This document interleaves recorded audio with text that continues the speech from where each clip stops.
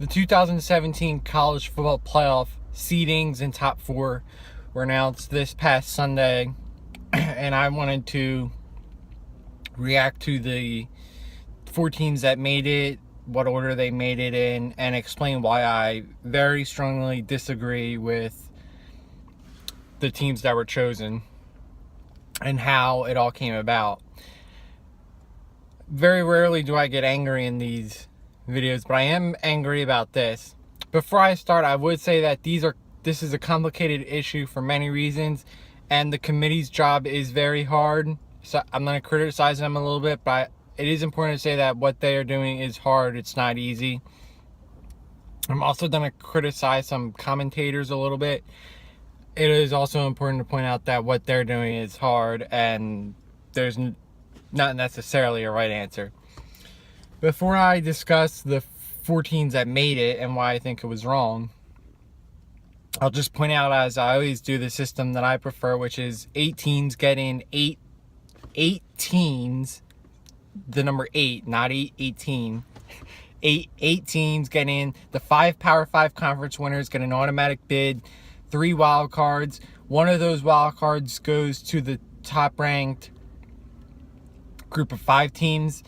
So think of your UCF or Boise State. And then the 2 other would go to the highest ranked teams, most likely according to the committee, or you could also have a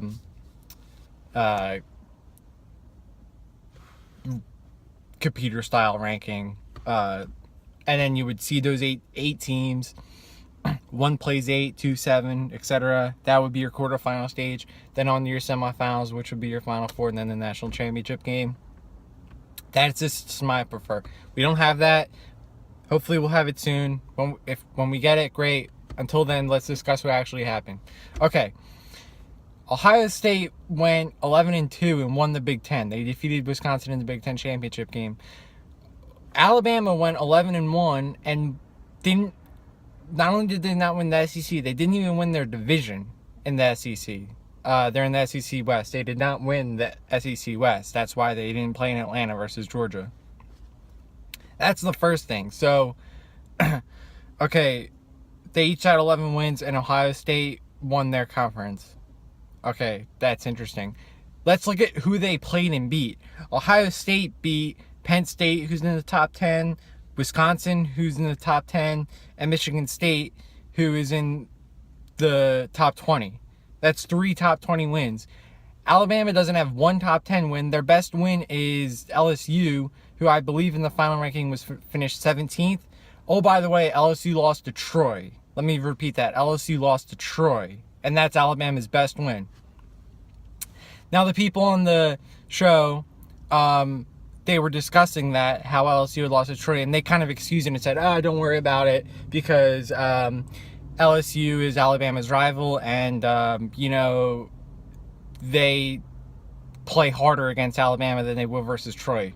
Well, yeah, that kind of makes sense, but what if Michigan had lost to Troy? We would have never, ever, ever heard the end of it.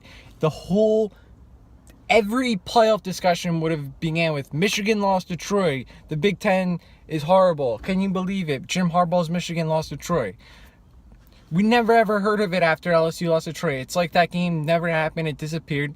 And the fact that Alabama's best win against LSU and they had lost to Troy, that doesn't matter. Let's look at the rest of the SEC and Alabama's wins.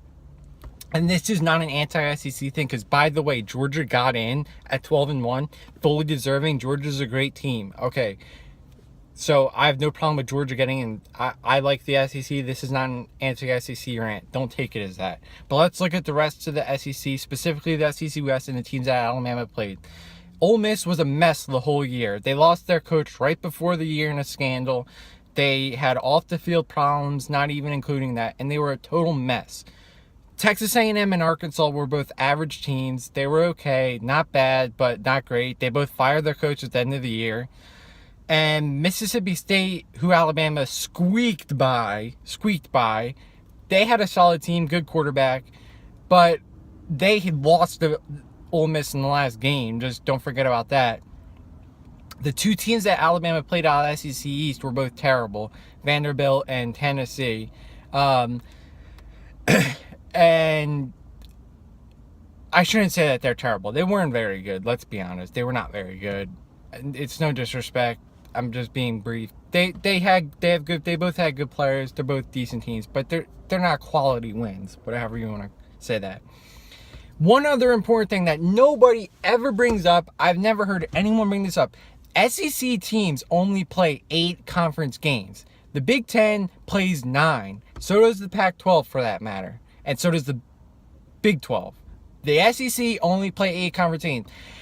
The whole year, all I heard about was how teams like Wisconsin and Washington, they had a weak schedule. Specifically, they had a weak non-conference schedule. But guess what? They only had 3 non-conference games. Alabama had 4. And 3 of those games that Alabama played were cupcakes.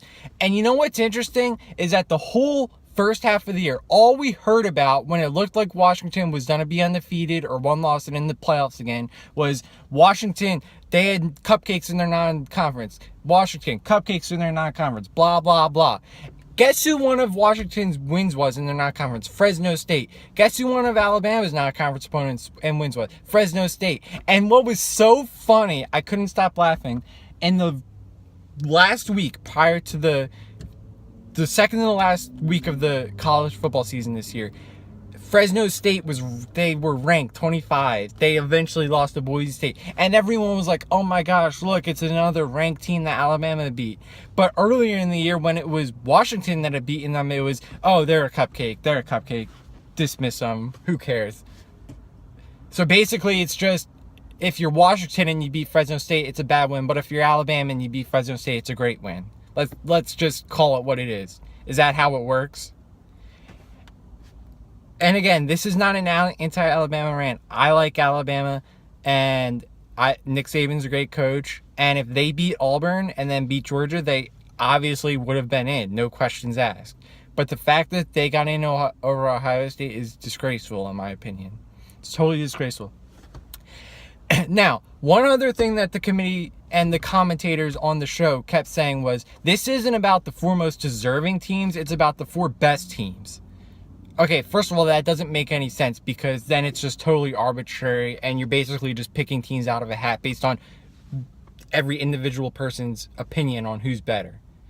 In the NFL, for example, or let me give a better example than in the NFL. The FIFA World Cup, which is the biggest sporting event in the world, there's 32 teams right now that make it. The 32 teams that are in the World Cup, they're not the 32 best teams in the world. And they're not even for that matter, the 32 most deserving teams in the world. You want to know how they get there? It's because FIFA, the governing body of the sport, before the World Cup begins, there's a qualification cycle. And they say, look, Team A, you have to do this, and this, and finish in this spot. And if you do that, you'll be in the FIFA World Cup. And if you don't do that, you won't be in the FIFA World Cup. That's how you have a playoff system. You don't just arbitrarily pick teams on a whim because you feel like it and you just randomly think that this team's better than the other. But let's discuss this best team versus most deserving team. Last year, the 2016 college football season, Penn State beat Ohio State in the regular season. Penn State went on to win in the Big Ten. Penn State was 11-2. They finished 11-2 in the regular season. Ohio State finished 11-1, with Penn State having the head-to-head win over Ohio State. At the end of the season, everyone said, or not everyone, but a lot of people said, oh, well, Ohio State should get in because they have all these great wins. They beat Oklahoma in the non-conference, and they just have so much of a better resume than Penn State somehow. And because of that win against Oklahoma and because Penn State lost to Pitt, well, we can't justify putting Penn State in. We have to put Ohio State in. Okay, so in that case, you're taking the most deserving team last year because it was Ohio State instead of Penn State. Because you could not possibly make the case that Ohio State was better than Penn State because they actually played a football game. I know this is a tough concept, but they were both in the same stadium at the same time they played. And at the end of the game, Penn State had more points than Ohio State. So it's impossible to say Ohio State's better than Penn State unless you're just really making stuff up and you're just saying whatever just because you feel like it. But this year, so last year it was most deserving when it suited Ohio State. But this year it's best team. It somehow changed in a year just out of thin air. Do you know why it changed? It's because they wanted Alabama in the playoff. And they did anything, they pulled whatever string and said whatever they had to say to get Alabama in. If this was any other team, and especially from any other conference, there's no way that that a team would have gotten in over an 11-2 Big Ten winner. Just close your eyes and think about this. What if Virginia Tech was 11-0 and they had their final game and they lost to an ACC team? Let's say they lost, just pick out a team. They just lost to another ACC team and they finished 11-1. Virginia Tech would not get in over 11-2 Ohio State team that had beaten their rival Michigan the final week and then beaten Wisconsin. Okay. And this is about the reputation and perceived strength of Alabama. That's what it's about. So, again, I just want to be clear because I know maybe it seems like I'm anti this team or whatever. I like Alabama. They're a great team. I like Nick Saban. I like the SEC. They're all great. I have no problem with any of them. But it is so stupid that Alabama got in when Georgia was already in. Georgia was going to represent the SEC in the college football playoff. So why Alabama didn't even need to get in? There was no purpose of them getting in. And how Ohio State has 3 wins better than any 1 win that Alabama has. And yet Alabama still gets in even as a non-conference champion. It doesn't make any sense. It's total bullcrap. Ohio State has the tiebreaker, which is conference champion, and they have the better resume. They have 3 wins better than any single win that Alabama has. And this somehow, well, if it's Alabama's rival is LSU, so that's automatically a close game. So then why doesn't Ohio State get the same credit for beating Michigan? Michigan, who, by the way, first game of the year beat Florida from the SEC. And that's one of LSU's wins this year. They always play Florida. So please. So this is why I'm a little upset. Again, many other years I would argue for Alabama if the situations were reversed. But I think when you only have 4 teams, if there has to be such an undisputed case that 2 teams from the same conference are better than any other case.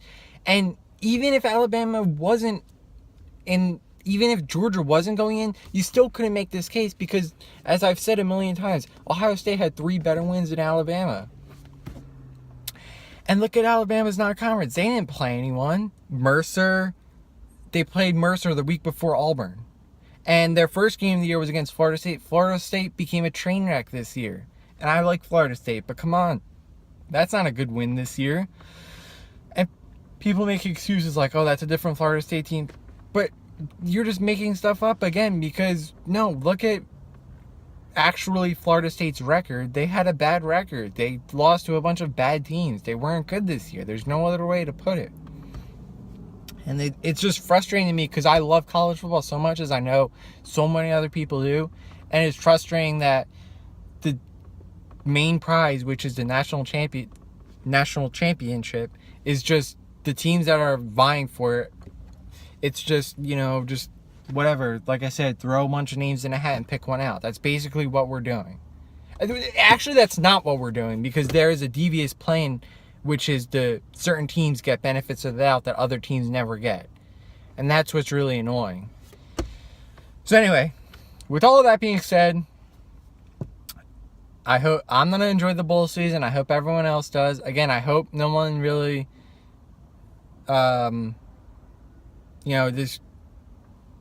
it's just frustrating because I think there's a better way to do this and a better way to pick the teams. And again, I know the committee has a tough job. These aren't easy. College football is an unwieldy system with a lot of moving parts. There's a ton of teams, and it's not easy to do this because there's a lot of factors at play. There's this academics to consider in terms of when you can play games. So I know that this is not just an easy solution, but there's better ways to do it than this, certainly. So I wanted to make this video. I'm going to end it now. So thank you for watching. Enjoy the bowl season, and I'll talk to you soon.